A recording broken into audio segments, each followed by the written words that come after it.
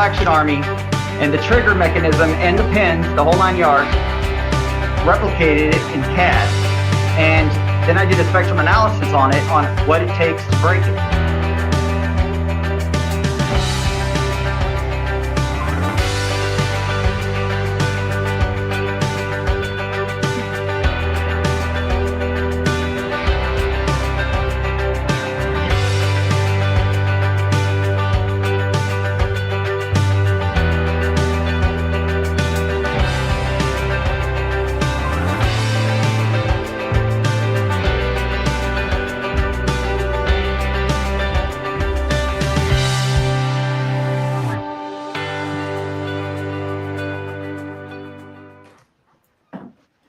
Hello, everybody. We are back. We have 4 of us here tonight, and our special guest is Jake from Everything Black Powder. He's been on here a couple times, but we realized we'd never actually had him on here without a bunch of other guests, so we decided that'd be a fun thing to do this time, and he agreed to come on short notice. So, that was the main thing. I'm Garrett from 11 Bang Bang. Over here to my right, we have Duke Frazier Productions. Duke, of course, from Duke Frazier Productions. And we have down here below me, Snapper from Snapper's Antique Firearms Unlimited. And, of course, our special guest, Jake. All right, before we get into the conversating here, I'm going to go ahead and get through some of our comments. Lagging Leland wants to know if Walter White is going to show up on tonight's stream. I highly doubt that. I'd be scared if he did. Task Force Tyler is in. Constitutional Carpenter said, evening, gents. AR American said, good evening. Hi, AR. Diane Houston said, howdy. Louisiana Gray said, well, good evening, everyone. Always look forward to Everything Black Powder. That's how I am. Everything Black Powder, I guess. Chris Klein is in. D. Read that, Snapper. What? The Untrainer? I went to public school. Ontario? That's good enough for me. That looks We'll just enough. call him D. D. Gunsmith. I'm not even going to attempt that one. Doug Dukes is in. Byland and C is in. Soylent Green. Hey. U.S. Michigan Prepper. Wow, we got a lot of people in here tonight. Kodak Tackman, Flying Horse. Todd B. Shot Shoe is in. Hardy. Turkey Creek 1823 is in. Garza Vlogs, Michigan Prepper. BR549. West Covina Dodge. Look how bright Duke's room is. Okay, Keith. 429421. Mill Creek Range is in. Hey, Benji. Hey. And Oregon Outback. Hey, all right. So if you guys have any questions, and if I didn't see any in there, I'm sorry. We don't have a theme for tonight, really. We're just having a conversation. You guys have any questions for Jake? Shoot them out there. I'm sure somebody will. But let's kick this off with, have you beat Swiss yet, Jake? Have you completely beat Swiss? Have I beat Swiss entirely? No, but I've outdone Swiss in one regard, and that's the cleanliness, which is probably the toughest. Mm-hmm. Yep. So some would say that's probably the most important as well. Fair enough. You can always add 5 more grains for the most part, unless you're shooting a cartridge. Indeed. Well, even still, sometimes you could shoehorn 5 more grains in a cartridge. Yeah. Yeah. You wouldn't believe those compression dies work wonders, don't they? Indeed, they do. Personally, I go with the projectile as my compression die, but Till it starts spilling over the side of the case. Well, yeah. No, the worst thing you do is crush that bullet and then it don't go in the chamber. Yeah. There are files for that. The only time I've ever, I've had to do that too. Me too. As far as a cartridge goes, the only time I've ever had any issue with that was Black Powder 38 Special. I was using some powder coated rounds and they were semi-wads, and after I had seeded them, they were round nose. Mm-hmm. But they still work fine. That's pretty good. I found out, I just thought I was a terrible shot until Caleb started using that compression die. Then that's probably why I like the 5070 so much. I hit better with it because he was loading those with compression dies. and I found out that my 100-yard and 150-yard shots went way up in their percentage when he started using that. I don't know why, but I don't know. It seems to work, I guess. Hey, if it works, it More works. consistent burn. That'd kind of make sense. There's no air pockets. Everything's, the right consistency through the entire case instead of some being compressed more than others. What just a guess. what powder are you using? 123F? What kind? Well, I'm using my 4F, which is basically like a GoX 3F. So basically 3F size. Yeah. I need to get the correct screens. I know people ask questions about that all the time, and I need to get them, but I'm still working. Where do you guys find them at, by the way? Because I kind of just make stuff work that I find. Is there anywhere you can, like, a certain object say, hey, this is 100% for 3F, 2F, 1F? It depends on if you're talking GoX 3F or Swiss 3F, because Swiss 3F is finer. It's smaller granules. But no, I haven't found any, and people ask me all the time, what specific site? It's, it pretty much is whatever you have that works. You know what I actually use, and it's the weirdest thing ever, because it's the only thing I saw that would work, is a fish tank net for a fish tank? When you take your fish out of the fish tank? I actually use that net. I just pour it in there and bounce the net to get all the powder out of it, and it comes out just a tiny bit smaller than GoX 3F. So it works, but I was hoping to get like an actual real screen eventually, but I haven't been able to find anything yet. What I started using, Garrett, for 50/70, which I've been doing a lot of lately, is 1F. Yeah. Use 70 grains of 1F, and it's a lot more accurate than using 70 grains of 3F. You lose, 100 or 200 feet worth of velocity, but it's more accurate, or at least it is in my 50/70. Well, that always brings up the question. We know what the original 50/70s, or at least the 45/70s, were loaded with a DuPont rifle powder. And I don't know what DuPont rifle powder was, but my guess is it was going about the same speed as your 1F, because if you're hitting consistently where you should. So, like I say, you have to remember that the way they labeled powder back then in the mid 1800s was generally bigger than stuff we use. Like rifle fine powder, like the Enfield rifle fine powder is like 1F. Now they call it, it's the finer stuff than they were using for the Brown Bess musket that they converted to a cap, but it's big powder. Yeah. Yeah, we had a question here. Chris Klein said, "This will get a good conversation going here. What size press are you guys using to make your pucks?" Well, I use a 20-ton. Go ahead, Garrett. Well, I was using a 12-ton that wasn't working too good, and I was having to compress it 3 times, and now I'm using a 60-ton and getting along just. Hey, there you go. Yeah. What about you, Snapper? Well, I usually use a 40-ton, but I also can use a 60-ton every now and then. And I just make my die smaller and longer. The fatter and shorter, it takes up more pressure than it would be if you made it longer and skinnier, like rounder. You can put more pressure with any given press into that. And you can really press that stuff up pretty good, to the point where it's even hard to break with a hammer. That's the trouble. Once you get enough pressure, it becomes more work to grind. Yeah. Yeah, that too. But it also weighs more. Aren't you getting powder that's more dense than the commercial stuff anyway, though? Yeah, I get weight-wise 5 more grains than commercial. So if I threw like 40 grains of commercial powder and I threw the exact same volume with mine, I get like 45 grains. Yeah, okay. So it's pretty good stuff. Quite happy with it. I wonder if you hit a point of diminishing returns on that, though. I'm I sure. can't tell you for sure, but theoretically, the denser the powder is, the slower it is.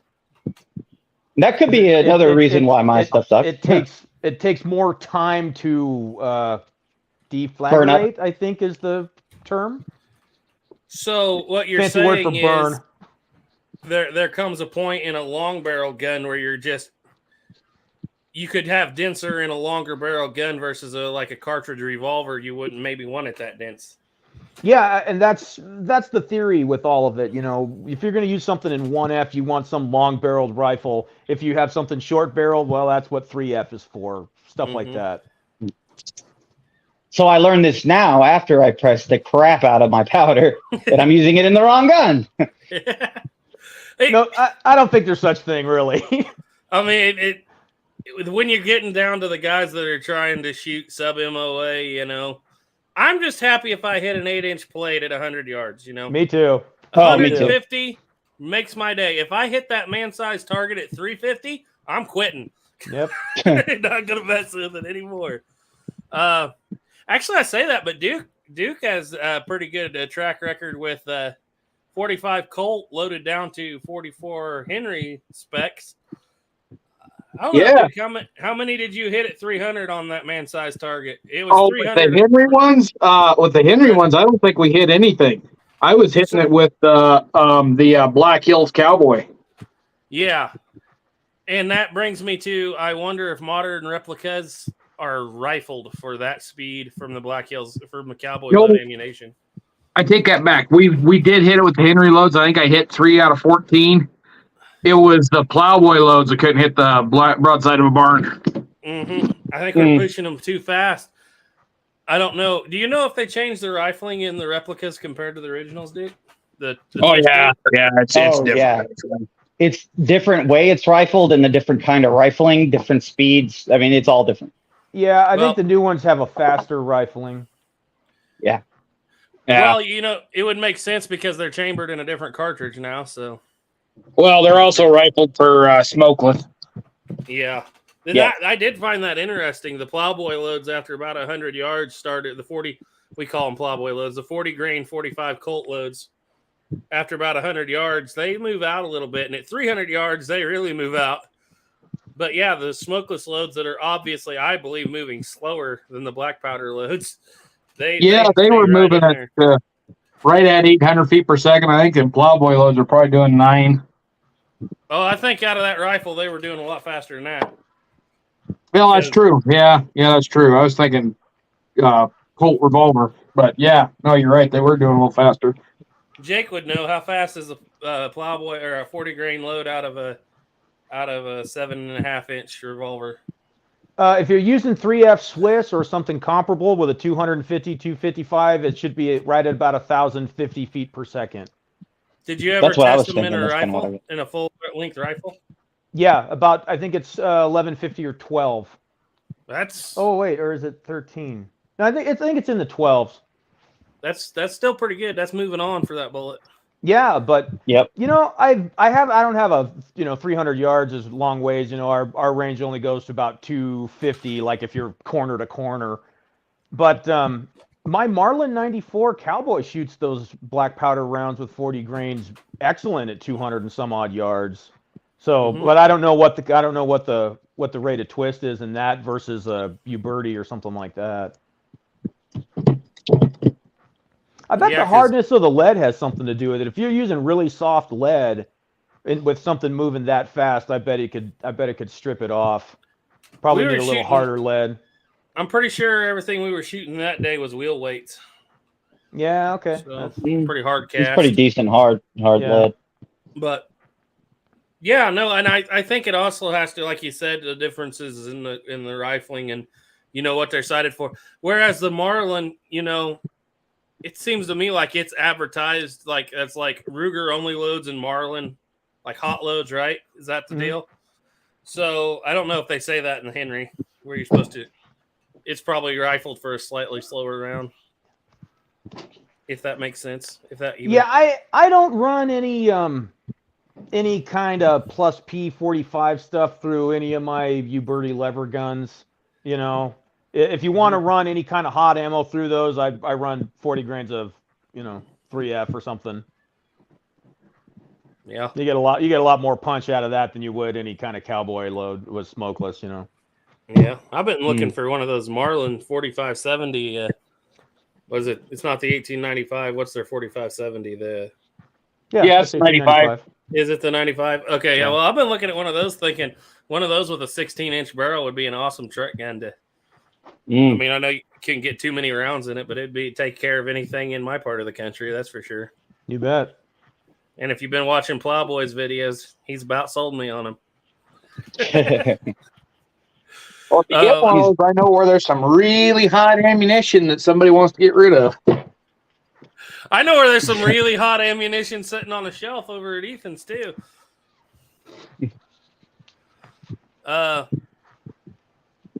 Let's go over here and read a few of these comments here. West Covina Dodge said it'd be fun to see a compressed Snyder load. Compressed Snyder load? You're the only Like one's got a Snyder. Like so. Yeah. compressed black powder? Yeah. Like Well, put hell, another all 30, my 40 Snyder grains loads in are there. that. What's your standard powder charge in a Snyder? You know, before I got a projectile that actually worked pretty well, I was just using the standard 5.75 mini ball that you'd use for a Enfield rifle musket, and it took some doing to get it to shoot well. Some years ago, I still have it. It's the Nepalese one, and I had a hell of a time getting that thing to shoot well. And what I ended up doing was running like 110 grains to get it to where it would actually hit where I wanted. It shot really high, but at least it would group well. And it wasn't until I started filling the base of the hollow base of the mini ball where I actually got it to shoot halfway decent. And so now what I'm using, and I still was having to use a pretty hefty charge. I was using 80 grains of 3F. Mm-hmm.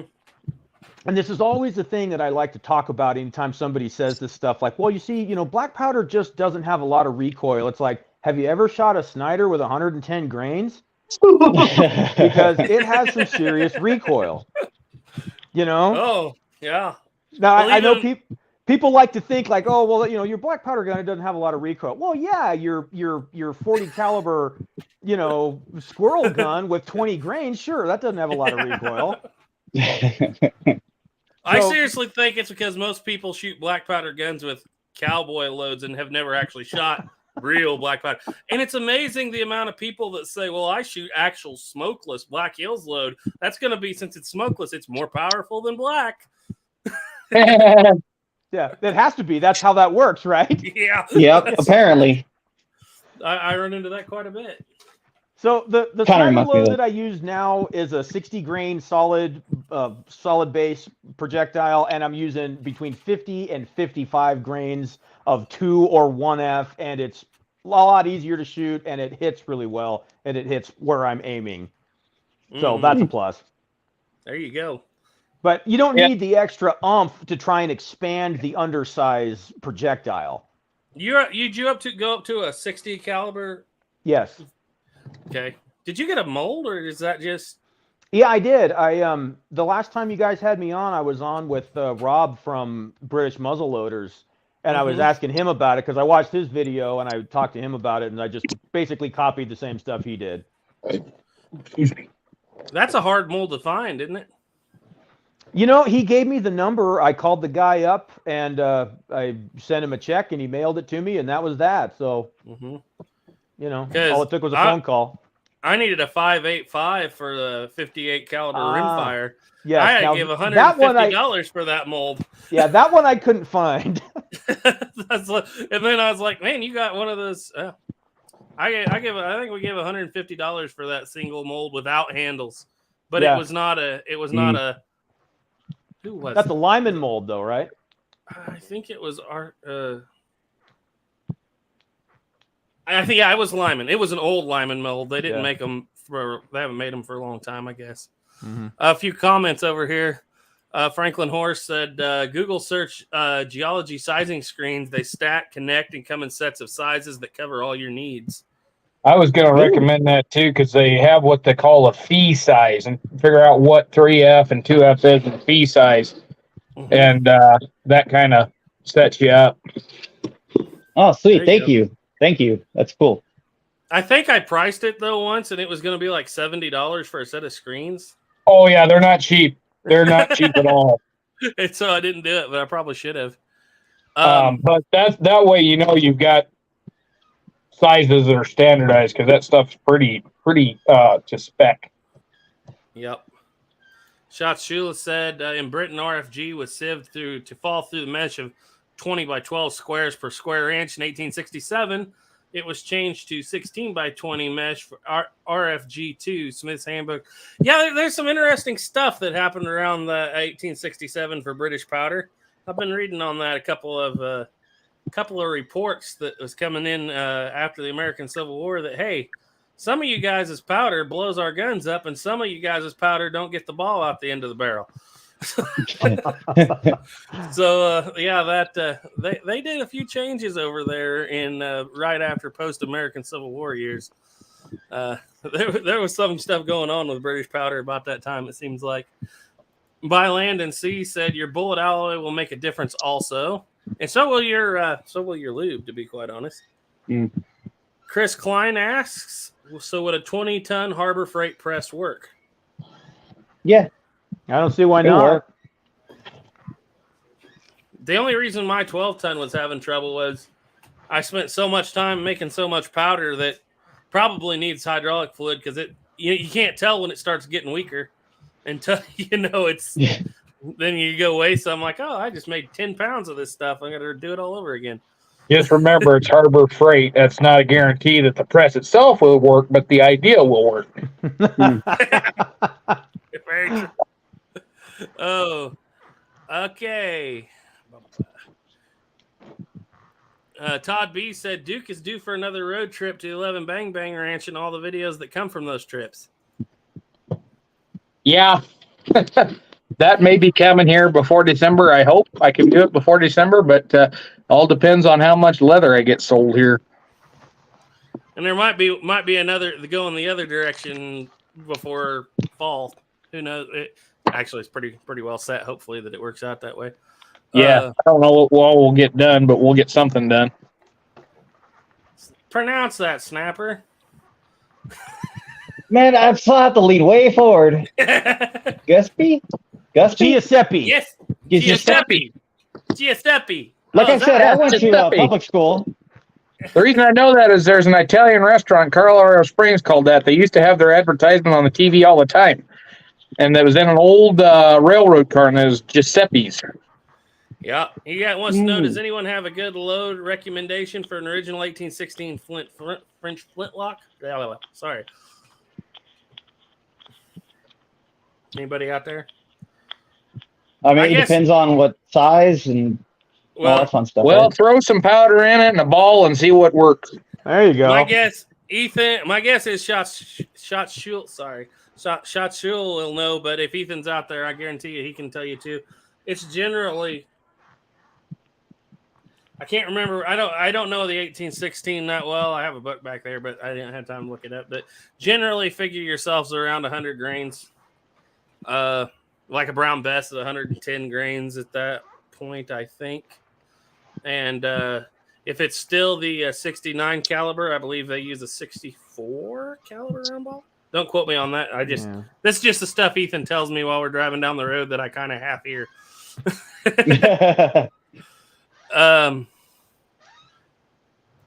And John B said you'll strip lead in the rifling if you try to push soft lead too fast. Sometimes a bit slower is better in black powder arms. Yes. Cole It's figured that out a long time why ago. progressive rifling, gain twist rifling. Gain twist.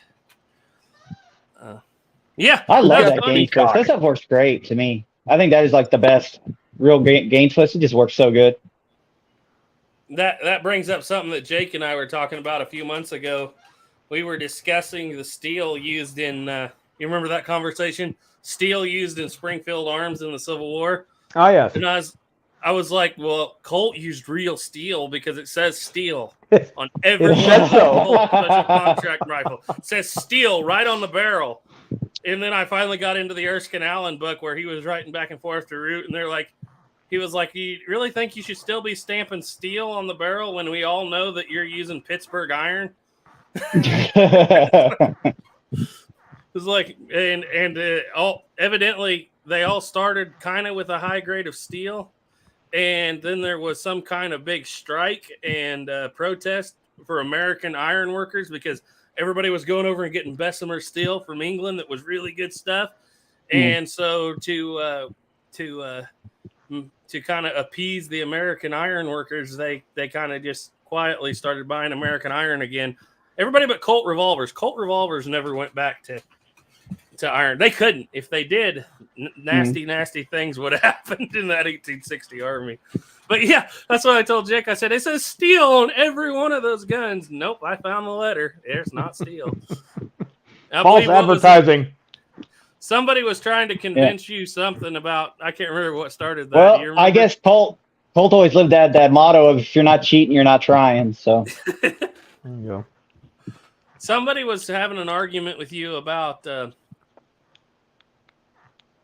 I can't remember, something about modern steel or blowing up a gun or something. Yeah, it was the same old thing about how, you know, firearms back then just exploded all the time. They were completely unsafe and all that kind of stuff. It was something like that, I think.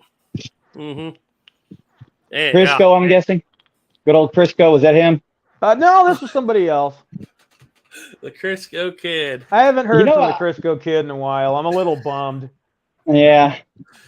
I think I linked him to Duke's video. I truly believe a lot of that. Okay, raise your hand. How many of us here started by actually trying to use Crisco in a cap and ball revolver? Come on, dude. Don't leave us down. I've never put Crisco on a gun. Well, you're doing it wrong. I know. I did a short on it. So, just for an explanation, guys, we have somebody that on. Well, we don't have. Jake has. He hasn't ever come over to my channel yet. I wish he would because man, he drives comments. He drives traction in the comments like crazy. But he gets really upset if anybody uses anything but Crisco. And I've tried to explain to him, most people start with Crisco and then move on to better things. Like regular old rendered hog lard is better than Crisco as far as staying in the gun. But yeah, it's been quite entertaining in those comment sections over there. No, I've always used beeswax and lamb's tallow, and I finally got a mixture that doesn't melt in 100-degree temperatures, and it's like 90% beeswax and 10% lamb's tallow. Right. It's kind of what my summer mix is here. I went from Crisco just because, well, when you first buy your first cap and ball revolver, especially like me, I was a young kid. It's like, and we didn't have internet then, and we had no way of just ordering anything. So you go to the store and there's Crisco. And so we started with Crisco and then moved to regular lard because it wasn't, melting out of the gun so fast. Then I went to Wonder Wads and then went to lamb's tallow and beeswax. Then I read that wonderful little quote from Colt that said, "Don't use anything." I just don't use anything anymore. And I mean, I know, Duke, you've had some trouble with it with chain fires, but I haven't. I wonder if you and that chain fire is one of those. It could have been the front and it could have been the back. I don't know. I just know the cap did go off. Yeah. On that one. So I don't know if it came from the front or if the fire set the cap off from the back. I think I got the Crisco information now that I'm thinking about it.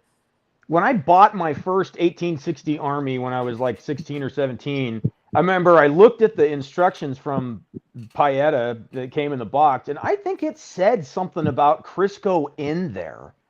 Really? I don't know. Yeah. That's what I'm thinking that was the case because I thought I read it from somewhere, but either way. But yeah, I started using Crisco. I had my can of Pyrodex and my jug of Crisco, and Yep.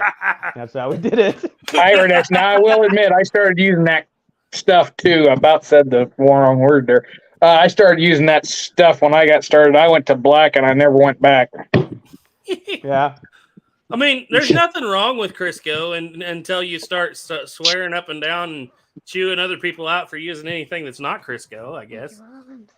Right. Well, and there's a lot of people that do that. I mean, like you said with the Crisco thing, how many people started with that?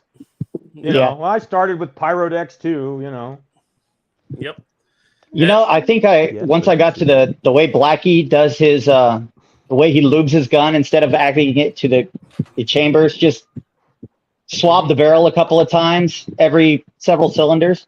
to me, that has been by far the best way, personally, for me to shoot pistols. Anyways, Yeah. just swap the barrel a couple of times before you shoot, and every 3 or 4 cylinders, just swap the barrel again, and you're good. Just keep the barrel wet.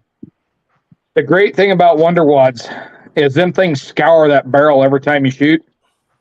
Mm. And so whenever I shoot with Wonder Wads, that's why I love to shoot with them. 3 patches is all it takes for me to have that barrel completely cleaned. Run a little hot water through it, run some Ballistol mix through it, run 3 patches, I'm done. The 3rd patch always comes out clean.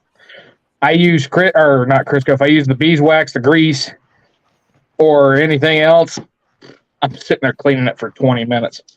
And the outside of the gun's just as nasty as the inside of the gun. Yeah. Yeah. That's where the Dawn dish soap has to come in to get that crap back off of there. Yeah. So you still lubing on everything, Jake? You're just using Lambstyle and beeswax on your cap and balls anyway? Yeah, but I've kind of fallen into a habit of not doing it every cylinder.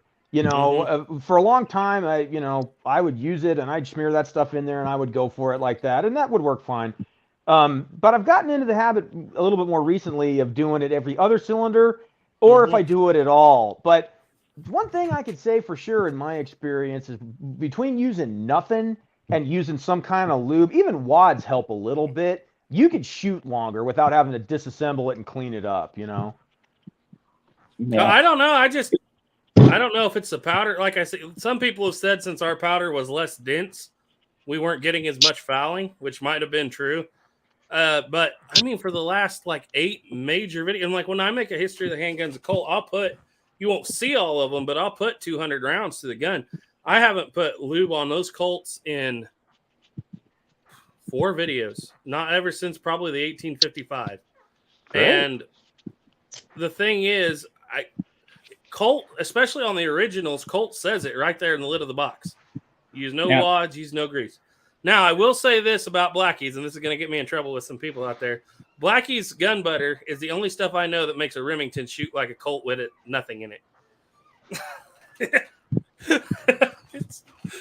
Yeah, I mean, that's just being honest. And maybe it's just the Remingtons I have. I don't know. I've had 4 of them in my lifetime from all different makers. None of them would run dry at all whatsoever. And I do oil the pin, but Neither does the originals. They don't Only run 'cause more you than a have to. cylinder or 2. Yeah. I've never ran a Remington original or replica that you could actually shoot a lot without it fouling up really fast. Now, what's funny is it's not just Remingtons, though, because that Colt Root revolver will do the exact same thing. I bet. It's that top strap. Yes. I guarantee you that's Top what it strap. is. That's why the 73 single action has a bushing between the cylinder and the Yep. base pin. You have 2 points of rotation. And that's funny because Schofield will also bind up faster than a Colt because it does not have the bushing. Yeah, I think that top That bushing strap was is a brilliant. Brilliant idea. thing. Yeah. Now, I'm not saying the Schofield will bind up super fast, but it will eventually. A matter of fact, that when I shot that new one, the new single action I had, I ran a little over 100 rounds through that gun, and I never added grease. I never added anything except for the little bit I put on those bushings when I went to go shoot the gun. Over 100, you could still rotate that gun with your pinky, the cylinder on it. It was nothing. I noticed that in that video. You mentioned it. It's like this thing's still turning and still going just fine. And you can see how dirty it is. I never wiped it down. I just kept shooting it and shooting it and shooting it. And man, I'm like, it felt like what a normal gun would feel if it was completely cleaned. It was astonishing. Well, my 73 single action, Garrett and me and Caleb and all them, when I shot the first time they came up here in August of 2021. They came back in May of 2022, and we shot that gun again. And I did not clean it after the first time. With black powder, we shot it again with black powder, and it was still running just fine. It's fine, yeah. I really think that is I could have swore I was the one that put it in your holster when we left, and when we came back, 7-8 months later, I pulled it out of the same holster. I said, "Dude, how comes this thing all white inside?" He's like, "Oh, it'll shoot." We loaded her up and put another 100 rounds through her. It doesn't even drag. And then I took it back to work, and I cleaned it at work because I was using it to shoot blanks with out there. So I cleaned it at work, and you know what? There wasn't a speck of rust anywhere come out of that. I bet. You know, I wonder how many people in the past act like Duke. When it came to that, like how many people just shot him, stuck him in there, or how many people that actually cleaned him? I'm really curious on that. Everybody. Everybody. I mean, there was people. I mean, have you looked at some of the like civilian guns from that time period? Look at Seth Kinman's rifle. Have you ever seen Seth Kinman's rifle? The bear hunting mountain man. He has a rifle that's, I think it was in 1803. It was a gun that was used in the War of 1812, and he used it up into the 1870s. Single shot muzzleloader. He had it converted to cap lock. The thing was held together with rawhide and basically was 2 splinters of wood on a barrel. You know, I think I know what you're talking about. Did it go through like Rock Island or Murphy's or something, and they made a video? Yeah. And the thing is, I think people shot him all the time, but they just shot him till it got hard to load. Then you clean it, and then they but cleaned if it. you're shooting all the time, that's going to happen more often than nobody's throwing it in the closet and leaving it for 4 years. You know, right? Yeah. I am really shocked because I always was told when I was, especially beginning, is the black powder rusts the gun so fast. I mean, it's gonna, and I never experienced that with real black powder. Pyrex, yes, but real black powder, you know, where I never really get any rust from it ever. It happens, but rare. We had a lot of rain this year. Like we never have this much rain. We didn't have any rain all spring, and then we had 10 inches in 2 weeks. And I did notice that some of the guns that I had not cleaned up for a year or two, they did start getting surface rust on them. So I guess I know what it looks like to live in the Southeast a little more now, but it's like, unless that happens, rust, it's not a terrible issue here. Yeah, you have to have pretty high humidity. If you are in high humidity, yeah, you got to clean them pretty dang regular. Yep. Let's get through some of these comments. D said, so would you say the Nepalese made Snyders should be avoided, or are they okay Snyders? I think that's for you, Jake. No, it was a fine rifle. The British made ones are definitely nicer quality, better fit, better made. But the Nepalese one I had worked fine. I split the stock running one of those 110 grain Snyder loads. It still functions. I just need to pin it and glue it back together. Yeah. So Shot Shield said that the switch to RFG2 was for better performance in the Snyder. I have a question. So I'm taking this as rifle grade or F grade 2, right? And maybe I'm wrong, but or not grade, but is the G for grade or is the G actually for graphite? Because I know today a lot of times you get graphite in things that are FG coated. Isn't that the deal, Jake?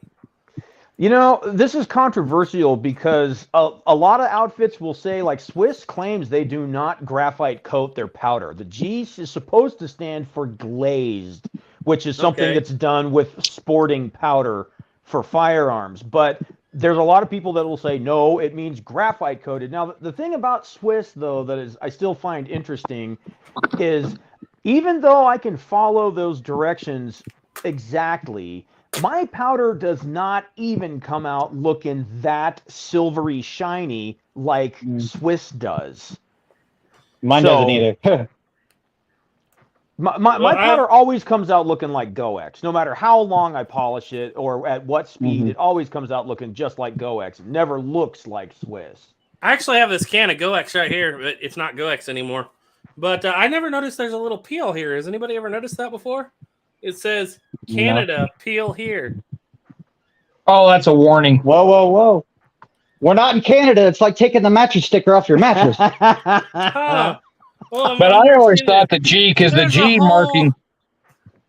Go ahead. There's an entire book back there. There's the G marking. You see that way back. I always thought that was to designate granulation, because the F's designate what size, and then G was just granulation. See, I thought though that the size is the granulation. Yeah. So FG would be fine granulation. 2FG would be finer granulation, and then 3FG was considered super fine granulation. Yeah, that word. Sorry, I see why they did granulation this for Canada. Though. Graduation. If Yeah, you're gonna have this graduation. Graduation. It You're stands gonna for have this great. in It's great Canada. powder. I don't know Uh-oh. if you can make that out. They have to peel that off in Canada first thing, not for resale in the USA. Imagine that. Oh, Interesting. and it's a bunch of languages. I thought maybe they were going to have their secret recipe in there. Nope. Just Only the learning. Canadians are allowed to know the secret recipe. I thought so too. That's what it says. It literally says right there. I don't know if you can make it out. I never noticed that was there at all. Well, it says for Canada peel here. I never noticed that before. Okay, so Landon Simpson, I could get through some of these. We'll get caught up here. Landon Simpson said, Snapper, you ought to joke to Garrett about when he will finally make history of the... Oh, that's a Oh, ways trust away. me. It's a ways away. I've been hoping he would. I wish he would hurry. I got trapdoors on the mind, and one of the reasons I'm doing that is the next episode is the conversions. And I was looking at, there's 3 major types of conversions. And then I got in the book and, gonna have to buy a lot of guns because there's 3 major types of conversions for the Army pistols, 2 major, and the Navy pistols. There's 5 other types of conversions for the pocket pistols. And There's a lot for them. that's not Yeah. even counting the Thur conversion. It's pretty crazy. I did not know about all the pocket pistol conversions, and I got to get a bunch more guns before I do move on. But anywhere. you got to start saving money so that you can end that Colt gun with the biggest Colt revolver ever made. The Gatling gun. The Smith & 45 Wesson. Standard Me Gatling. That blows away the 500 Smith & Wesson revolver. Colt has officially made the biggest revolver. And there's a guy that does produce those. It's about $50K last I looked on his website in a 4-year wait period. For $50,000, you know how much other stuff that I would need? Like, you could buy every pistol original in the handguns of Colt except for the Walker and Patterson, basically for $50,000. Yeah. But it's a Gatling. But one at a time for the most. You couldn't get all of them. Well, you could get most of them with 50. I mean, I think you could get all of them. I mean, you could spend it. You can get an 1860 Army for $1,500. If You could. look at it. and then get you a could find one in 51 for Navy that. the same. And you can't get a 61 Navy for that. You could probably get a 61 Navy for $3,000. I've seen them a little bit, but yeah, they're usually around that price. I think you could buy outside of the Patterson and the Walker, and the first model. Well, you probably could. The do it. Dragoons are expensive. The Dragoons are usually running between $7,000 to $15,000, depending on what model and whatnot, and You condition. still get pretty close. If you bought think you one could probably Dragoon, get pretty not all close, 3 yeah. models. Yeah. I don't know. All of that versus one Gatling gun. Yeah, I mean you can't argue with a Gatling gun. Well, you get one gun that you shoot once every 5 years that maybe works, right, dude? 5 years. Okay, He's out there every morning at I got Reveille, guns, just popping that bad boy off. I've got guns that I bought to film 3 years ago. I got to yet. Duke's been after us to do the camel gun video for 1.5 years now. We finally got it out. Yeah, and he didn't even do the best part.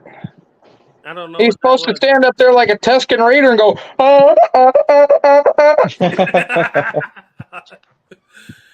Slick Six Guns is in. He said hello. Hey. Hi, Slick. Howdy.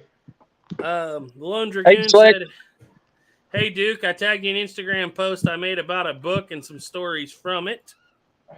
I'll have to look at that. Hey, Slick, I got your stuff. I just got to put dye on the edge and we're done. It's all right here. And Shotstill said, "Sorry, Flintlocks are too early for me." By land to sea, Garrett, did you finally get the info you were looking for on the Colt contract rifles? Yes and no, because right now for the Trapdoor series, I don't need a ton of information. Altogether, I've got probably 10 books on contract rifles in the Civil War, and out of those 10 books, I think I have 15 pages on that particular gun, which is ridiculous because it's like the third most populated gun of the North. at 180 to 200,000 of them made. So yeah, it's ridiculous.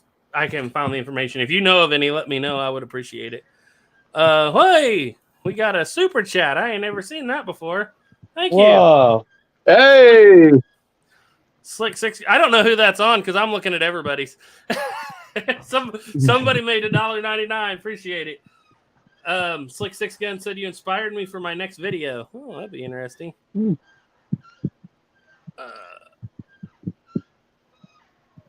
Okay, Hardy said, I think we're going back to talking about the iron. That's why I'm trying to catch up here. He said, to be fair, steamboat boilers exploded all the time. People still rode on them.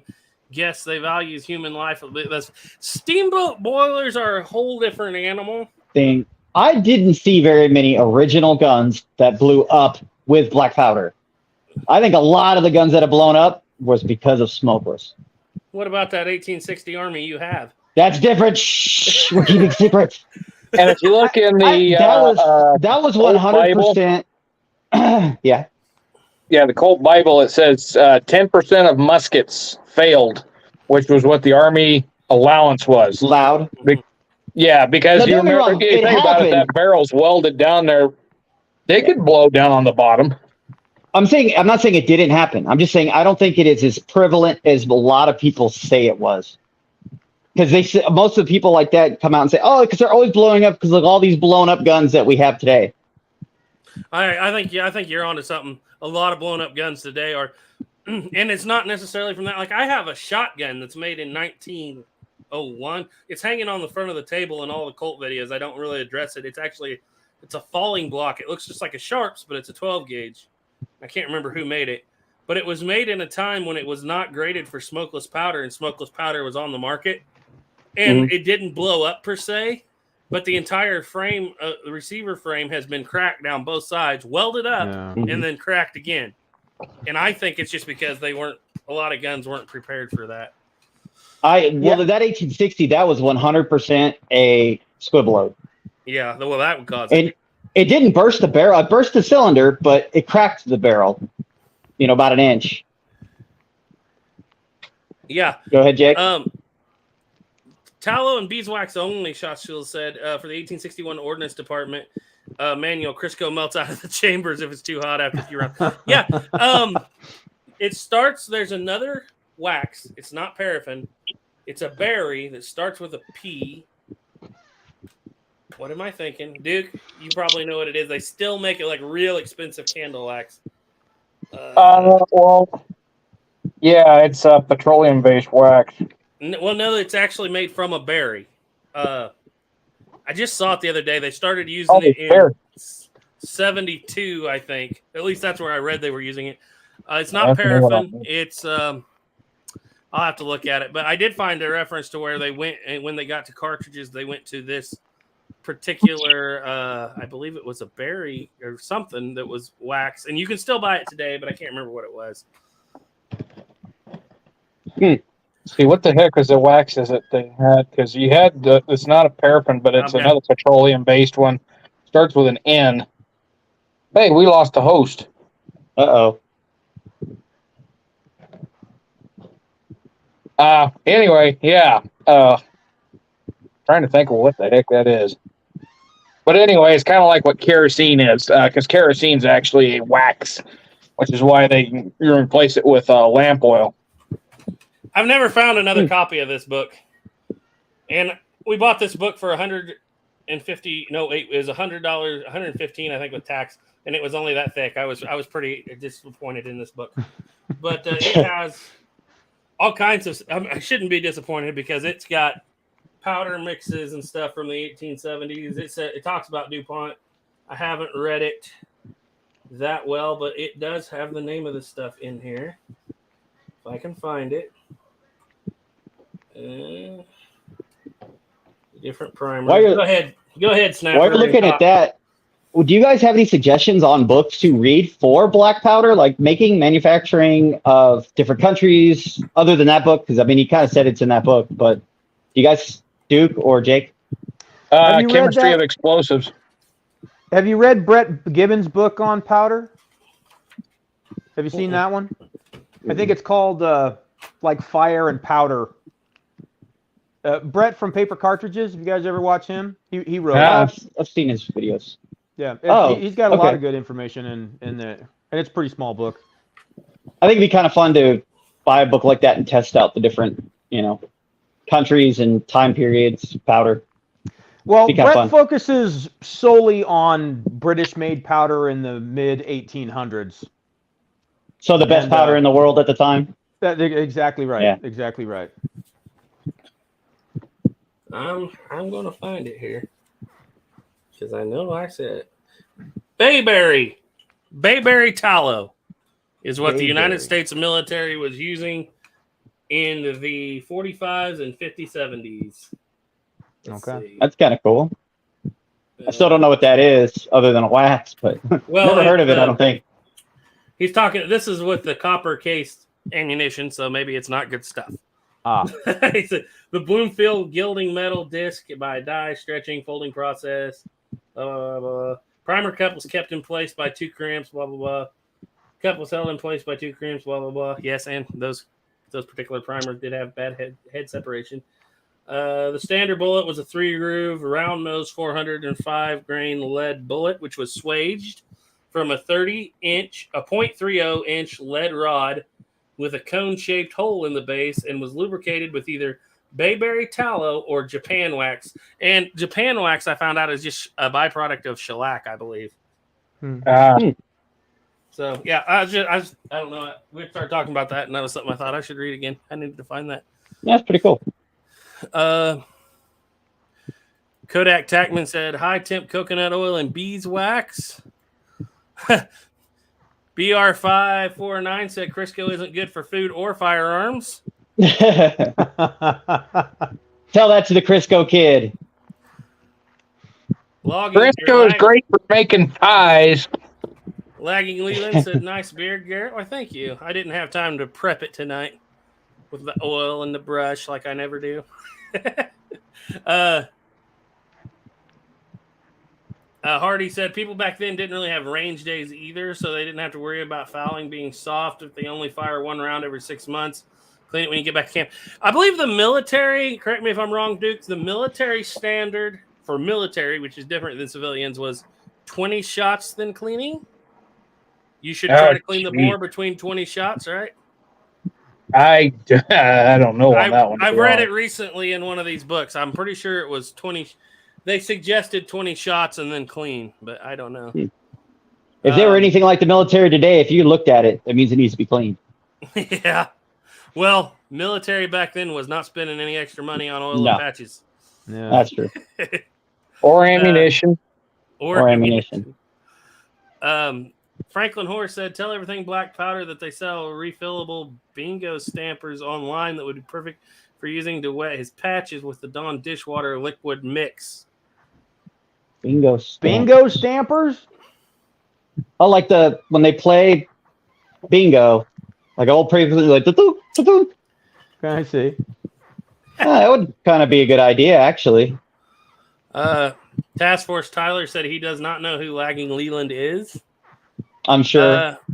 Franklin Horse said that's good to carry in Impossible's bag. I think he's talking about that. Oh, okay. For the first comment, Lagging Leland said, can we all agree that Guns of the West is Walter White? Go. Pretty much. We'll have to text him that. Oh, man. Well, that's okay because Duke is Mick Foley. Who the hell is Mick Foley? Mankind. He's a wrestler. A wrestler. Yep. You do look a lot like him, actually, now that you said that. When his beard is longer, it's uncanny. Everybody keeps telling me I look alike on a lot of guys. At work, they call me California Joe Milner because they say I look just like him, especially when the beard's long and scraggly. I've been told I look like Ashton White, who was the peace commissioner in '68 at Fort Laramie. I just got told that I could play Colonel Richard Irving Dodge. So, yeah, I get told I look like a lot of people. Well, I got to say, Jake, do you ever get the Tom Selleck comparisons? No, you know what I get all the time? Ron Swanson. All the time. Oh, I was gonna say you had the Tom Selleck thing going on. Shot Shield said, "Why not just dip the bullets on your paper cartridges? You don't need to mess with the barrel or dumping goop over the chambers." Yeah, that's what the military did after they started in the Civil War. They started with nothing in the Colt revolvers, and then they dipped them in wax. But mostly because I don't take the time a lot of times to make paper cartridges like I should. It's like, I want to go to the range. I got my powder flask. Now, if I'm making a big video, yeah, sure. Because then it saves a lot of time. But most of the time, it's like I'm not prepared. Yeah, I'm not big on paper cartridges either. Hey, can you guys They're even pain to make a make. 31? I cannot even make a 31 caliber paper cartridge. I can't do You it. gotta do it I do not have the chopsticks. dexterity. Yeah, I'm like, this is too small. Yep. By Landon C said ultrasonic's pretty good for decent for a really dirty pistol. Mm. You throw My in a ultrasonic just took a crap on me. I put it in there, hit it, and it's like 1/10 the power, and it won't do anything else. Go ahead. yeah. If you're gonna play with Oh. originals, Yeah, but you I'm gotta not- have one basically. Okay. Yeah. All right, so we're about down here through these. Let me run through these. If there's a question, guys, I'll shout it out. Otherwise, I'm gonna read kind of through them. right. Let's see. AR American said he's about to try Blackie's gun butter. Just loaded up a bunch of 45 Colt with it. You'll love it, man. It's good stuff. Yeah, Shot Shield said rifle, fine grain. All right. By land and sea, speaking of humidity, it just started raining here in Vegas, guys. I'm just kind of looking for. Say it again, Duke. You went to school. Giuseppe. Wants to know what you're making. I'm working on some spur straps. I'm transferring the pattern for the tooling, so I have a right and a left. Otherwise, I just flip over the pattern. But when I get it done here, I'll show you kind of what I was working on. Thank By you. the way, it raining in Vegas, it missed me by like just inches. It felt like down the street, it's raining cats and dogs and floods. And No, here, so it's nothing. like where not Kirk Douglas. Help me out, boys. Tombstone. Well, I can't think. Kurt Russell. Kurt Russell is standing in the street after was it after Tom Selleck? Or no, it wasn't Tom Selleck. Was it whoever got shot? his And brother it's got raining- shot. Yeah, It's raining right on top of him and like 5 feet down the street. feet away. Riot, kicking up dust. Yeah, that is Las Vegas in a nutshell. And anywhere I move, it stops raining there the entire time I live there. But the second I move, that's the spot that always gets the rain.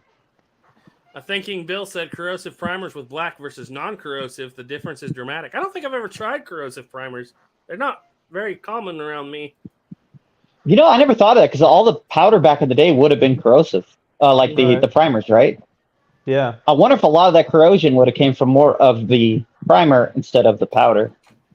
Well, mercury fulminate is part of the salt family. Yeah. Huh. I never thought about that.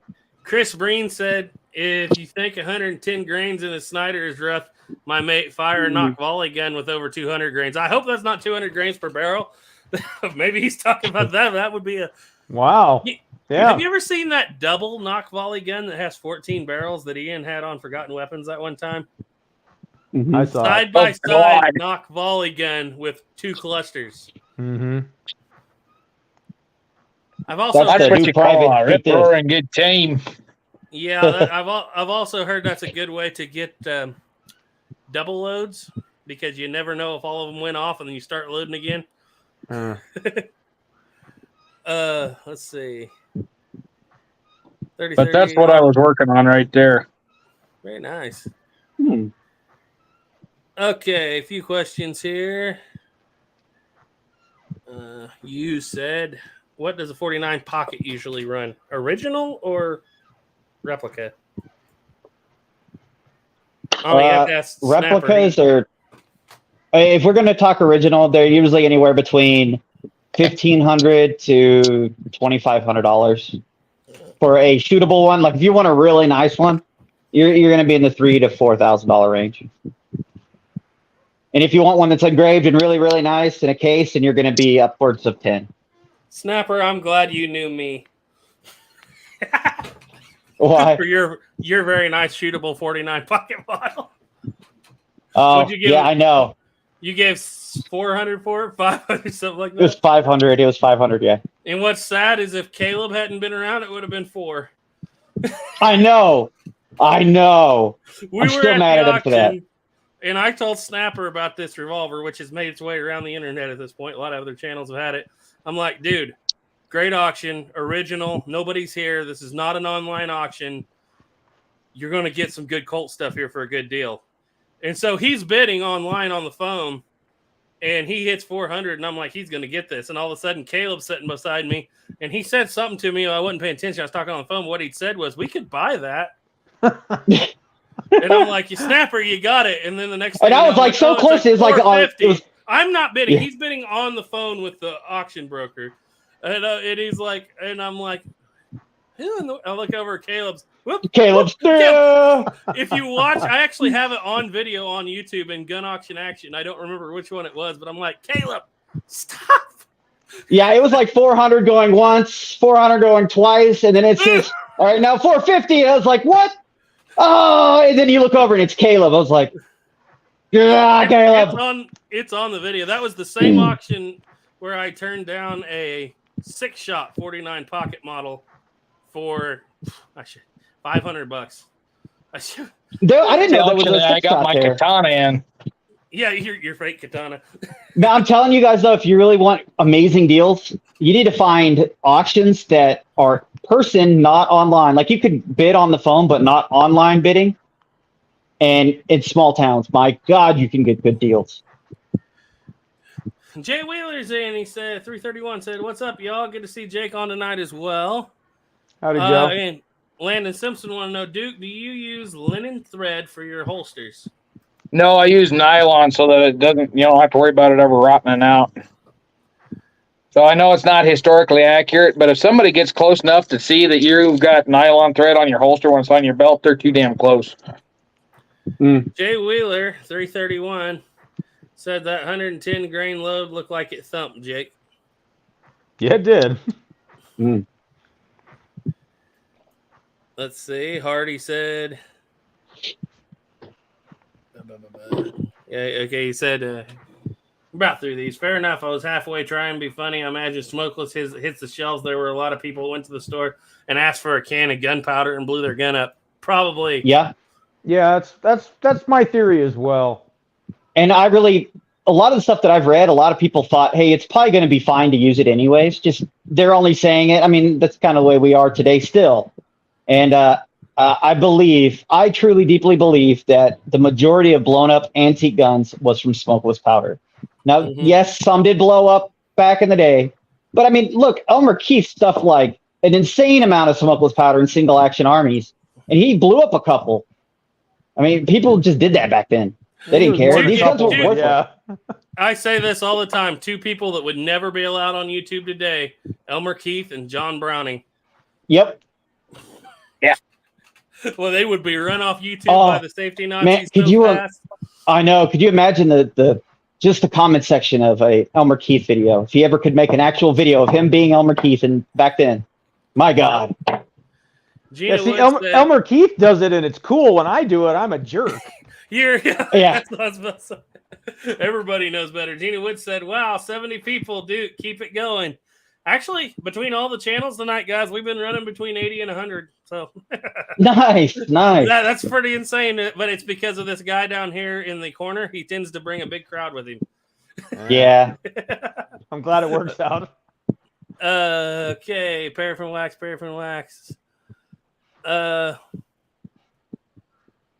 How is paraffin? You guys use paraffin? Yeah, have. Actually, I've never tried it yet. To be quite honest, gone a long time on toilet bowl gaskets. I've used it a lot to lubricate thread. Don't necessarily use it beeswax. anymore, but toilet bowl gaskets used to work pretty well. I don't know if they've changed something recently, but the last time I tried to use it, I got this fouling that was like, when I cleaned the gun afterwards, after about 50, it was one of the 50-70 guns, and I've used it for different stuff. Usually use Lamb's beeswax. Ran out of Lamb's beeswax, went back to this. And pulled his toilet out of the ground, stole the wax out of it. No, these black ropes came out of the rifling. What? I've never. Oh, they seen put that thread before. in there. They put thread in that bowl seal to give it a little Oh, extra well, strength. it must have been a new one because it never was in the old ones. But it's like these black strings came out, and I was like, Yeah, they've got fibers in them. Yeah. yeah, but I you would have wouldn't figured you think- would have noticed that though. Like if you were Yeah, melting in the it or like casting. smearing it on, you'd have figured What? you'd have noticed that though. I mean, they could be pulled apart, but it came out in these long strings, and that was something I'd never noticed before with toilet seat gasket. Or Wow. toilet That's gasket. crazy. Yeah, when I had to put one, or when I was looking at putting one in my house back in Colorado, I noticed that they all have some sort of fiberglass thread. Okay. Oh, here's a good point here. By Land and Sea said Navy Infantry Manual of 1884 states clean the rifle every night. Pistols and bayonets are to be cleaned prior to returning to the ship. Well, there's no more humid environment. Yeah, that is true. Stephen M. Mann said, Duke, you have too many teeth.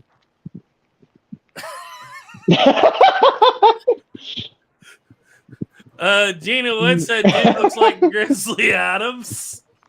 We're talking about Duke now. Oh, no, I get what he's saying because I said he looked like Mick Foley. Mick Foley doesn't have any teeth anymore. Duke's got too many teeth. I'm sitting there like, what the heck? Todd B said definitely look like Mick Foley. I think people are agreeing now when they see it. Yeah, he definitely does. He definitely does. Okay, guys, I'm going to pull this up. Let me see. Any more questions here? Plowboy's Ghost is in. Hey, Plowboy. Hey, Plowboy. Do any of you have any 67 Navy carbines? I don't. Mm. Nope. Yeah,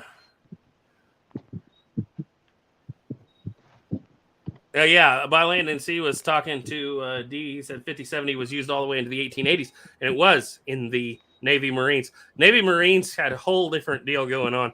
Go check out By Land and Sea, guys. They got some pretty cool stuff. Used rolling blocks. They had their own trap doors, and they used it for a long time in 5070, a lot longer than everybody else. AR American said he can't believe the hate Jake got for using 777.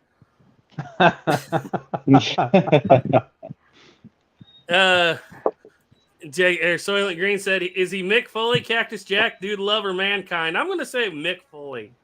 But go ahead, Snapper. You got anything to talk about? Go ahead. I'm going to find a picture of this right quick just so I can show. Yeah, I definitely have to say he looks like Mick Foley. I would have to 100% agree. He looks more like Mick Foley. And, I mean, yeah, you did get a lot of hate for that 777. I mean, you were there for a little while known as the Pirate X King. Or the 777 King. King of the 777. You know, I make 100 videos on black powder stuff. I make one video You make on one. 777, and all of a sudden I'm the 777 guy, you know? Yep, indeed. That's how it works. That is how it works. So, would you like to tell the world your newest toy, or are you going to wait to put a video out on it? No. I got a 1873 Winchester in 4440. And needs a little bit of work. I ordered an extractor. I actually called that Mark guy from the Cinnabar. You guys ever watch the Cinnabar? Yeah. I called and talked to him today about it, and he pointed me because I thought I was going to have to make one. I called him, thought maybe he had parts for him, but he got me hooked up with somebody that has an extractor for it. It's got a broken extractor, so I ordered up one of those. And I've not done any black powder 4440. So we're going to be doing that. It's a lot of fun. Are you ready, Duke? Uh-oh. Boom. My hair ain't curly enough for that. It is when it gets longer. I'm sorry. Look just like it one more time. I'm not going to lie, Duke, you could definitely be a body double. I'm probably too fat for that, too. Well, he wasn't never known for being real thin, so. I remember when I was a kid, I used to watch wrestling, and he was one of my favorite, though. He was a pretty cool guy. Dude took a punishing, though. Man, does that guy, like, the wrestling matches of, like, throwing through tacks and, like, through glass. I mean, it's like, jeez. That guy must not have any feeling in his skin. He was doing barbed wire baseball bats before Lucille was cool. So, anyway. Say you're a 90s kid without saying you're a 90s kid. Mick Farley! I didn't start watching wrestling until it was in the early 2000s. Yeah, I was in the late 90s. because my mom was Yeah. always afraid that I'd try to pull stupid stunt on my sister or something like that. Oh, I think about Undertaker every time I see Jake do a video with Roland. That was his thing, wasn't it, for a while? Your background music, Jake, in your shorts. Which one? Oh, Roller, roller, roller, roller. Oh, that one. Undertaker Okay. For a while. You know, I get so many complaints about the music that I use on my shorts. It's just like, you know, the only one, the one I got the least amount of complaints is anytime I use a Hank Jr. song. Everybody Oh, yeah? loves Hank Jr. Oh, everybody But loves boy, Hank I Jr. thought when you used with the South would have won, I thought you were going to get all kinds of hate, but I was like, well, yeah. I got a few people that were like, they didn't understand, you know. Hey, just Yeah. start singing your own song on the shorts, and then they won't complain about the others. All right, well, there you go. Yeah. There we go. Diane Houston said Duke is ready to rumble. Yep. Ah, Jesus. Oh, man. All right, guys, we're going an hour and 11 minutes. Let's run this to an hour and a half. So we got about 20 more minutes to go here, guys. If Duke ever does come to Las Vegas, if he ever comes to one of the shows, guys, we need to like dress him up without letting him know this. Put him out on the strip and have him sign like pictures. Of Make some Foley? extra money on the side. Yeah, we won't let him know what happened till it happens. Yep. AR American said he watched WWF in the 80s. All right. Ooh, that was are before you my more time. Of you more of an American dream or a macho man? Macho So, man. Guns and Water want to know 11 Bang Bang any wheel lock updates I have missed. No. We have been so busy. Ethan and I have been working between 14 and 18-hour days. I know it's crazy sounding, but we have not had any time to make any shorts. We have not had time to do anything. You And called me so- at what, 1 o'clock, 2 o'clock in the morning last night? Well, it was 4 o'clock in the morning here, and I hadn't got home yet. So They don't even have time to put on their own shorts. Mm. we just don't take them off. That solves that issue, Duke. By Land and Sea said, might be fun doing a big 50-70 shoot with all the various rifles. Need someone to get a That would be- Sharps first, though. Sharps, yeah, I'd love to have a Sharps in 50-70. I need to Oh. get something in 50-70. AR American said, Hacksaw Jim Duggan, what was his deal with the 2x4? And that kind of ties to our channels because he had somebody, I believe, tried to kidnap his grandkid the other day. And he beat him in the head with a 2x4 and held him on the floor with a 44 Magnum till the police arrived. Nice. Look it up. He had his board. So, yeah. Man, you talk about like unlucky if you realize that you did something like that and you realize that's the guy who actually made a living beating the crap out of people with a 2x4. Yeah. Oh, yeah. Okay, now we're going. Plowboy said, Rowdy, Roddy. Yes, sir. Yes, sir. Rowdy, Roddy Piper. Something about the Scotch-Irish heritage of me gets all fired up, and then I found out he was Canadian the whole time. Just when they think they know the answers, I change the questions. All right. Anyway, away from that wrestling now, because people are thinking Iron Sheik, Andre the Giant, Junkyard Dog. I just remember Macho Man Randy Savage. Ooh, yeah. You guys got to watch the South Park episode with him. Ties into the modern stupidness, but yeah, we're not going to go into politics, but it's funny. Watch it. So anyway, back to what we were talking about originally, black powder. So, man, Jake, you've been buying so many guns here lately, I can't keep up. You were shooting a Snyder, which you had, and then you bought the 68 trapdoor, which, by the way, when you were shooting smokeless powder, it's kind of funny. You slowed that bullet down, didn't you, with the smokeless? Yeah, considerably, and it yeah. was just shooting lights out for you. Yeah. I wonder if that's why mine. I can make those shots, but my powder's obviously slower than some of the faster stuff you're making. So I wonder if that's part of it. I wonder if it's got to be that speed. You think? Yeah, it's very possible. What is it? 1,300 feet per second? With 3F, it's 13. With 1F, it's just barely 12, 1192 or something like that. And what were those? Did you chronograph those smokeless loads? Yeah, I did some other ones. I'll have a video out on it Friday. I was using Trail Boss, and I had a bunch of people, saying, well, the Trail Boss, they don't make it anymore, and I can't get it. So, and I thought, well, okay, I'll do some other ones. And so I did some with Unique and some 5744. But the Trail Boss loads move a whopping, out of that 32-inch barreled 68, moves a whopping 832 feet per second. And that's where you got your accuracy. And it is like laser beam accurate, man. Well, I know the consistency was incredible. The consistency was incredible. Dude, yeah, it had a spread of like 20 or something. It was really good. Sorry, Garrett. Go ahead. No, go ahead. That's fine. I was just going to say, Duke, how did they measure FPS in the 1880s? Because I have 1880 accounts where they're recording feet per second. So it was not recorded. It was a calculation.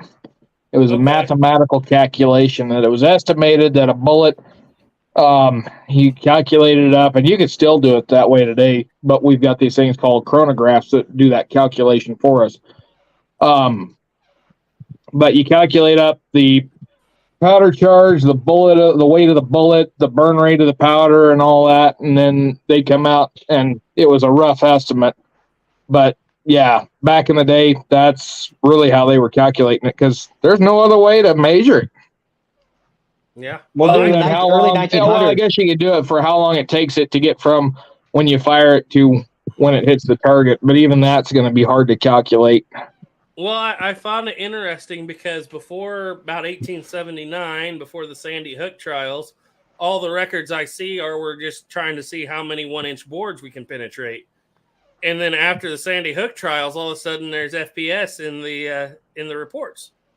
So I didn't know what, and I haven't tracked down. There was also that thing of calculating how long it took the bullet to get to the target at a certain distance, but really it's all just kind of mathematical calculation. Yeah. Shachul said they had a weighted system to measure muzzle velocity. That would make sense. I need to find out more on that because it's not in the trapdoor books, obviously. I was just reading up on that.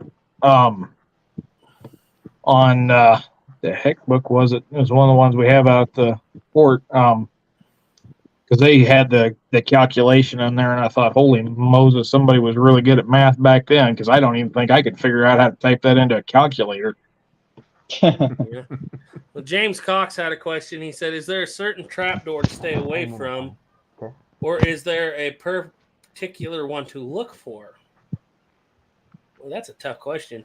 Like for safety-wise, like to stay away from? Not really. The 66, it depends on what you want to use it for. If you want to shoot 4 full bore loads all day long, maybe not a 66 because they just have the trapdoor screwed down to the top of the barrel. Stay away from Geronimo 1870 carbines. Well, there's only 300 of those in existence to start with, so I doubt you're just going to run into one of those. And it wasn't a Geronimo. Oh, now you're going to get me started on this. Here we go. Here we go.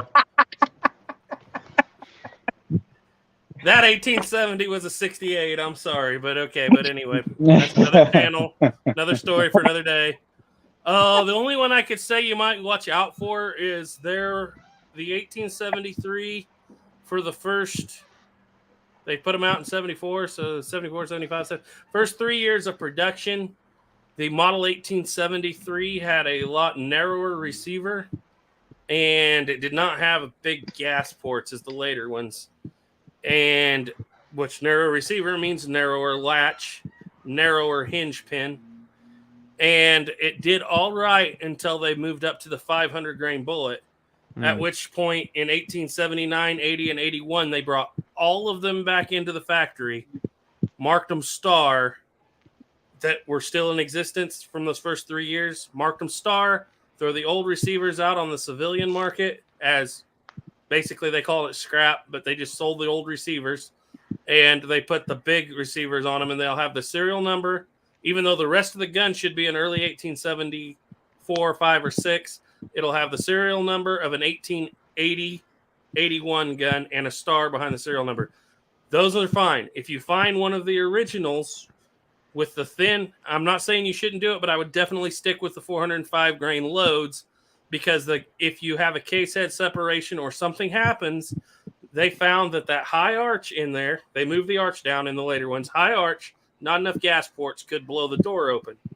And it's very rare to find one in their collector's pieces today, to find an original military one. Really easy to find one that was the receiver was put out on the market. And then Bannerman, Schuler, Hartley, and Graham, all those guys got their own barrel stocks and built them. And so you have to be kind of careful with the original small receiver 4570s. But anyway, sorry, enough of that. Let's see. Going on down through here. A Negro. Oh God. He got me, didn't he? Yeah, he got you. That happens every now and then. He got you. Oh He got boy. me. He got me. What's a good company that makes a good 1873 revolvers? Snapper. Uberti, but buy the Cimarron version. Yeah. Honestly, you know what? The one I actually like the most right at the moment, the one that I love, would be the Cimarron Pieta-made old model Army. The old model with the screw and all that stuff. It's just more authentic to the real gun, and it has a 4-click hammer. Yep. And see, the Cimarron Model P, if you get the old model, which is I think the old one is the Pieta, old and the frame. new They call model it the is- old frame. yeah. It and the Pieta are identical, because Pieta still has the Ruger style handspring, the pin and coil spring Yeah. for the handspring. So Pieta does that. But otherwise, Pieta does actually have a roll stamped knurling on the hammer, whereas Uberti is still laser engraved. And I Laser hate it. edge. Yeah. But function wise, they're almost identical. Yeah, they're almost identical. All right. Shot Schultz said it was called a ballistic pendulum, published in Robbins' New Principles of Gunnery in 1742. I believe Ethan has that book. I'm going to have to go look that up. Okay, here's a good question, guys. 30-30 black powder with paper patch bullet. How far? I don't know what he means, but I assume he means how far will it go? How far kill? Didn't you do black powder 30-30, Jake? Yeah, I did. And being that I used a Marlin with micro groove rifling, it just didn't do well with any lead round at all, which it doesn't do well with any lead projectile, even with smokeless. It does great with anything jacketed between 150 and 170. It works well, but the micro groove, and I've heard folks that have micro groove rifling that say, oh, well, mine works well. Well, mine doesn't. So it's really not, in my opinion, a very fair test of the black powder 30-30. But I think I was shooting at 125 yards or something and hitting that target when I was using the jacketed round. You know, in my opinion, it's probably as good as a 30-30 would be with a smokeless round, you know, if you have a firearm that'll handle whatever projectile it is, unlike the Marlin that I have. That brings me up to a good question. I never even thought about if I get a Marlin 1895 and 4570, could I shoot lead through it? I wonder if that. They don't. I don't think the 95s are not micro grooved as far as I know. Huh? Because if I couldn't shoot lead through it, that'd be a no go. That's about Right. all I shoot. Yeah, I have a Marlin 95 and 4570, and I'm pretty sure it's standard rifling. Oh yeah, what's your barrel length? It's 18, I believe. Okay. Yeah. It's, I was thinking that'd be a I good don't length shoot- for a truck gun. I don't shoot it very often. It's I have a 1886 Browning in 4570, and when I want to shoot 4570, that's what I shoot. Yeah, I thought about that, but then I thought about, do I want to pack that nice gun around in the pickup? Sure. Or yeah. should I just get a Rossi Rio Grande in 4570? You know, Yeah, there you go. Drag it through the mud and the blood, you know. Couple questions here. D said, what are the different grades of trapdoors and prices you should? There's a lot of different grades. I don't go through all the graded stuff because I'm not buying a mint one. If you get a good shooter, they're going up. They're going up all the time. They're going to be like M1 grands before you know it. Looking at, used to be able to get one for $600-700, which is a pretty good deal. You can still get some of the 50-70s for that. A good shootable 73 or 84 is going to run you about $1,000 now, and they're just getting more and more and more expensive all the time. And it doesn't help that some channels are putting out bad information on them to make them look more expensive. I'm going to kind of get through here. Plowboys Ghost said, my 2016 1895 CBA is Ballard rifled.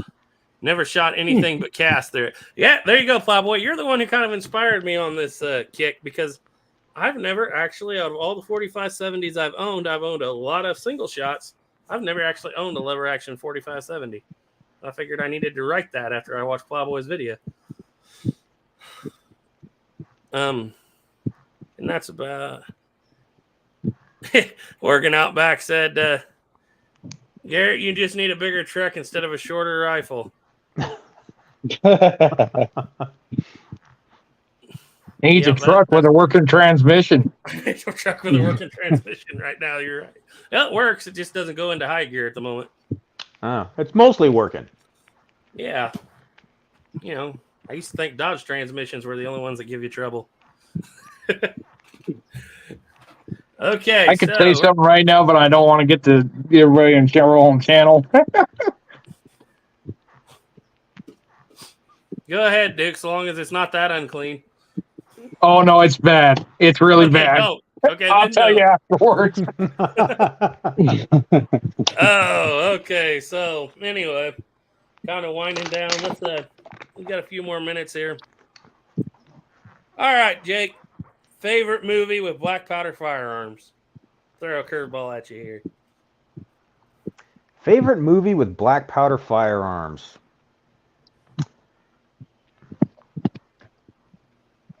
Guys, I'm going to have to go. My phone's overheating. Okay, we'll see you. All See you, right, bye, dude. Cartridge firearms or muzzleloader cap and ball firearms? Okay, cartridge. 310 to Yuma. Oh, I thought you were going to say Tombstone. 310 to Yuma's good. It has a very good variety. It is. Especially I don't know revolving. if a sniper should be using Colt revolving rifle. I doubt it. I doubt that too, but it's still interesting. It's still my favorite gun of the show, other than the Hand of God. I love that rifle. I want one of those so bad. So bad. Yeah, I mean, it's kind of cool because, let's see, what does Ben Wade carry? I can't. Oh, Ben Wade carries the Hand of God. What does Christian Bale carry? I can't He remember. carries Spencer. a Spencer, yeah. He's got a Okay, Spencer and that's like the he's got a converted 51 Navy or 60 Yeah, Army, an I open think. top. Yeah. So you got your open top guy, you got your single action army guy, you got your Schofield Smith and Wesson guy. Like Charlie everything's Prince in has that a movie. Schofield. You got a sniper with a Colt revolving rifle for some reason, which I approve. Why not? I approve. as long as you got a rest and you don't have to put your hand out there. Yeah, that's a good one. There's the sawed-off shotgun guy. It's actually using brass cartridges. Yep.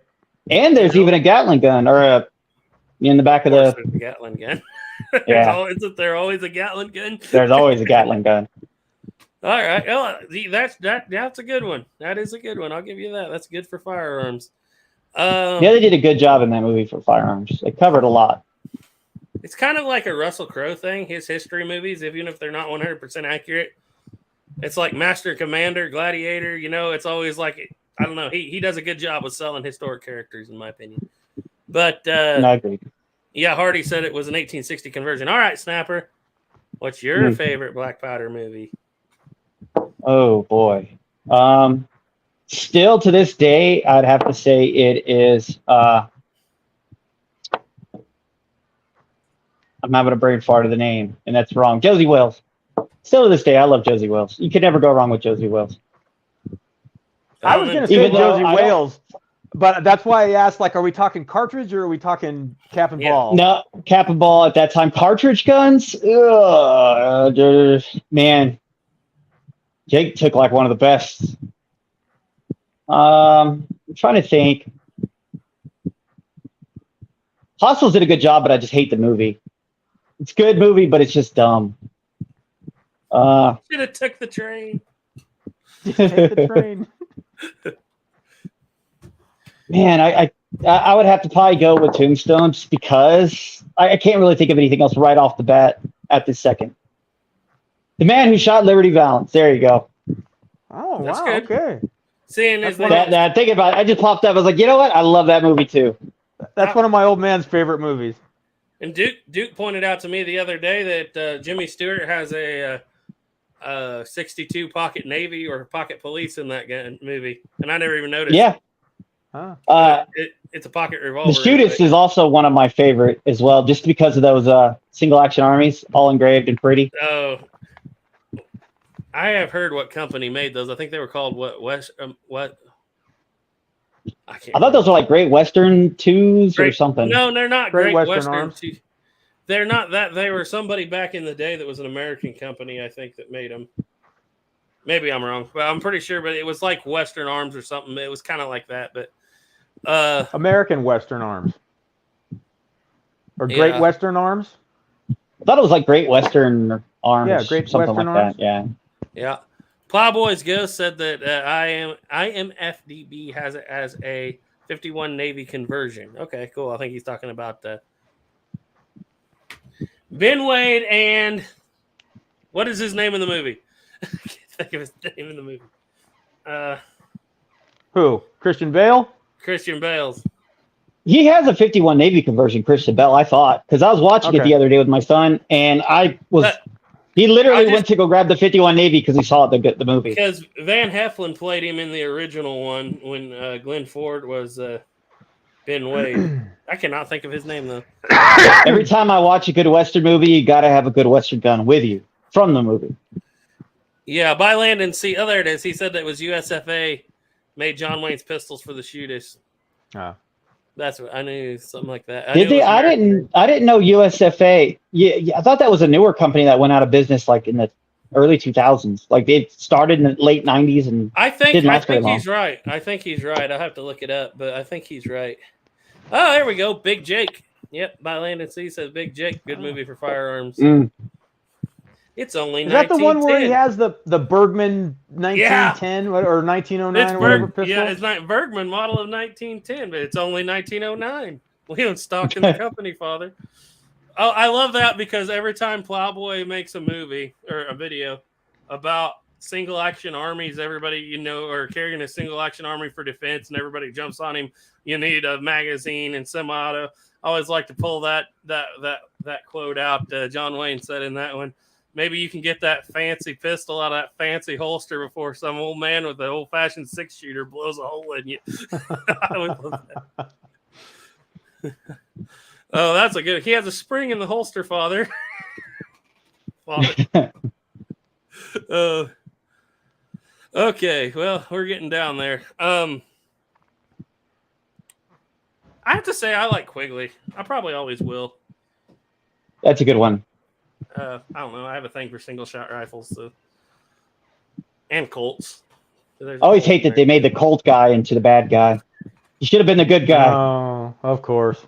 But he used that Colt. He never said he didn't know how to use it. He just said he didn't Use have it. use for one snapper. It's for yeah, I know. And then so me and Quigley, we kind of separated after that moment.